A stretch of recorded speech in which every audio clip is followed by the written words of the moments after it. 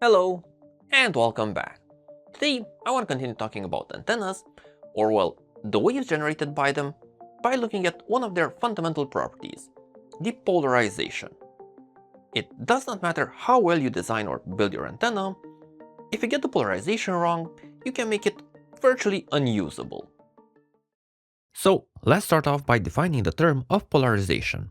Since we're talking about electromagnetic waves, these can be defined as having a direction of propagation and are comprised of an electric and magnetic field component, the two being orthogonal. The polarization refers to what the electric field is doing. So, by convention, we don't refer to the magnetic field, we just know it's doing the same thing, but rotated by 90 degrees. So, the simplest form of polarization is linear, and this is divided into two main categories: horizontal and vertical. These two terms are defined in reference to the horizon.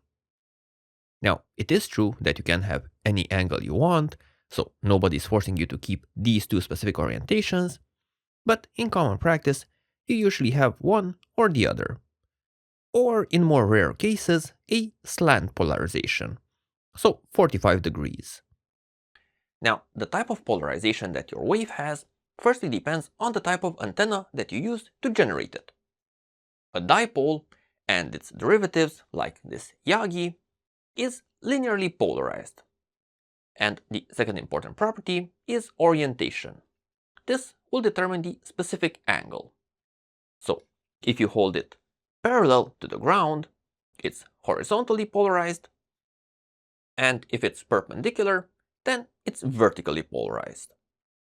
So, one question that you may have is, which one is better?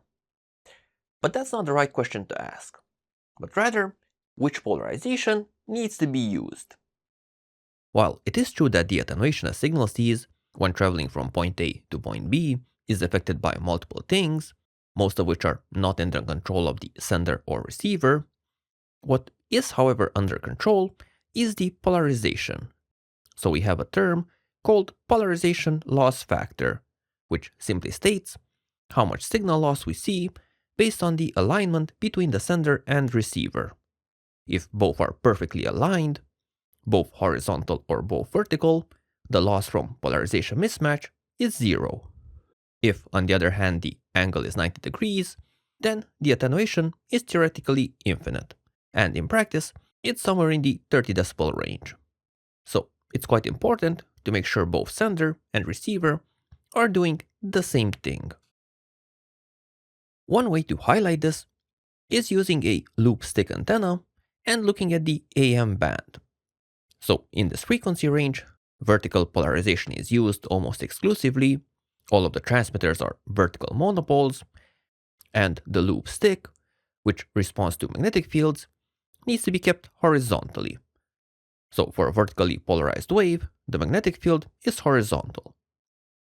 So if I monitor the AM band and just rotate in the horizontal plane, well, one station or another becomes stronger, based on how well I'm pointing towards it. But if I rotate my antenna in the other direction, change its polarization from vertical to horizontal, well then, all of the stations get attenuated. And well, the same principle applies to any other frequency range. Linear polarization is widely used with ground-based stations, when both the transmitter and the receiver have a stable and predictable orientation, and you can easily ensure that both will be oriented with the same polarization. But what do you do when the orientation cannot be well controlled? Well, the other major type of polarization that is used is circular polarization.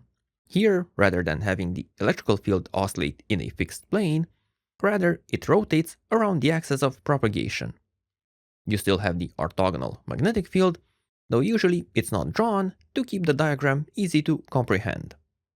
Unlike linear polarization, where the type was in relation to a given horizon, with circular polarization, it's related to the direction of propagation and the direction in which the field rotates. So you have left-hand circular polarization and right-hand circular polarization. And just like with the vertical and horizontal linear polarization, If you try to pick up a signal using the wrong type of antenna, your polarization loss factor will, in theory, be infinite. And in practice, somewhere in the 20 to 30 decibel range.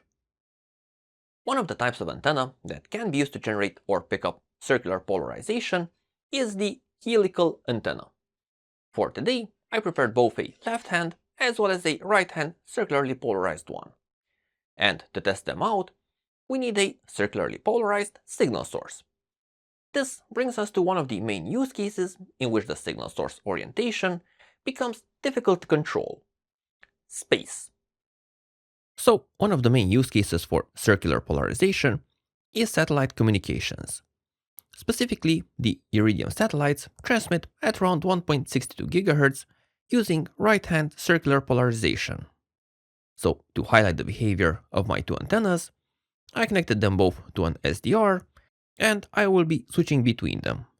So, when I set the receiver to the left-hand circularly polarized antenna, not much seems to be going on. The band is more or less quiet, just some small hints of a signal here and there. But when I turn to the right type of antenna, so the right-hand polarized one, well, it's a completely different story. We are getting a lot of strong signals appearing. And while switching in between the two, we can see that the signal is there, it's just that you need the right antenna to see it clearly. So, while with a linearly polarized antenna, you need to align the transmitter and receiver on 3 axes. So first you need to point the antenna in the right direction, and then you also need to rotate it correctly. With a circularly polarized antenna, while it is a more complicated structure, as long as it's built for the right polarization, you just need to point it in the correct direction. Rotation does not matter anymore. So this brings us to the next important topic. What happens if you mix a linear and a circular polarized setup? Can you even pick up a linear signal with a circular antenna, or the other way around?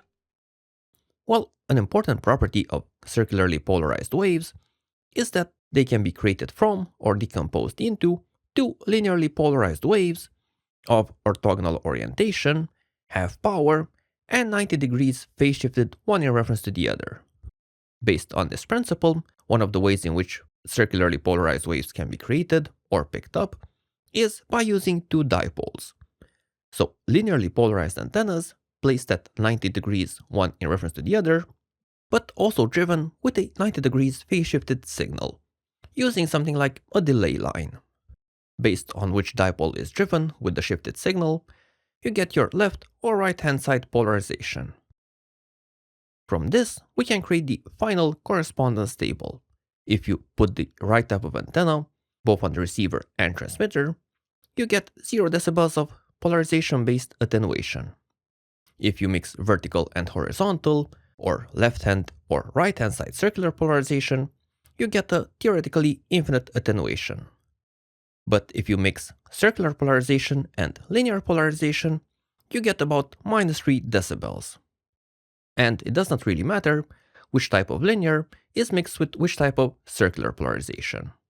So if 3 decibels of attenuation is acceptable, then a linear antenna will do for a circularly polarized signal.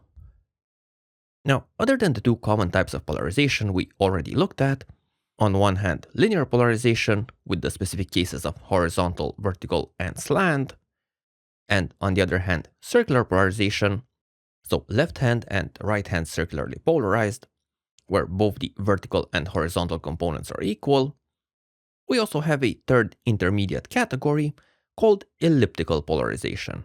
Whenever the two components are unequal, so there's a larger or smaller vertical or horizontal component, we get this type of polarization.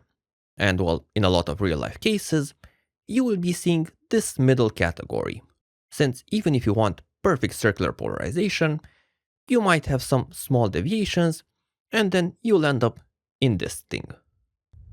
Last topic to address today are reflections. What happens to a wave of a given polarization when it hits a reflective surface? What kind of wave do you get afterwards? This is a complicated subject. you can get the same type of polarization, maybe it's rotated, or you get some sort of elliptical. When the reflective surfaces are controlled, the exact wave generated can also be controlled. But when the reflective surface is uneven, and you also get multiple reflections, well, you get multiple polarizations. One specific example for this are the HF bands, where most signals are not line of sight, but rather travel through multiple reflections.